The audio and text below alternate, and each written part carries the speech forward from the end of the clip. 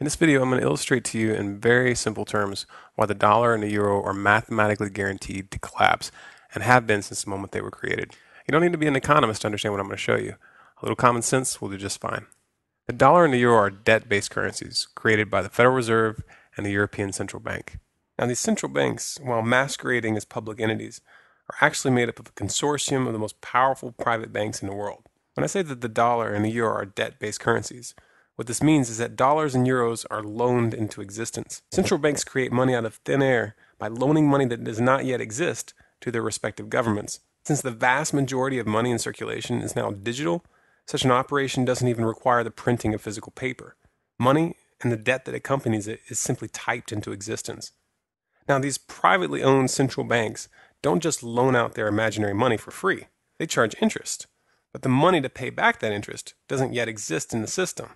Since all money is created this way, there's always more total debt plus interest to be paid back than there is money.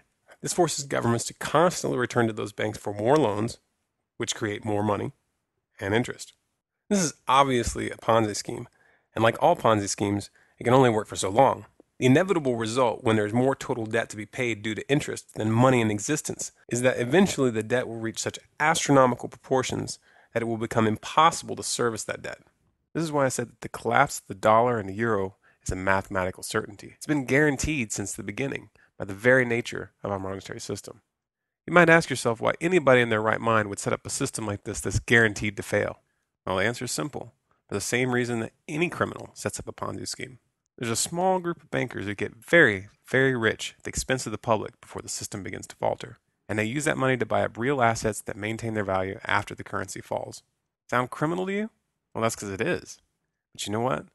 They're going to get away with it if we don't make a concentrated effort right now to educate the public about the true nature of money and the private central banks which are leading us to the slaughter. And if we let them get away with it this time, the next Ponzi scheme is going to be even bigger.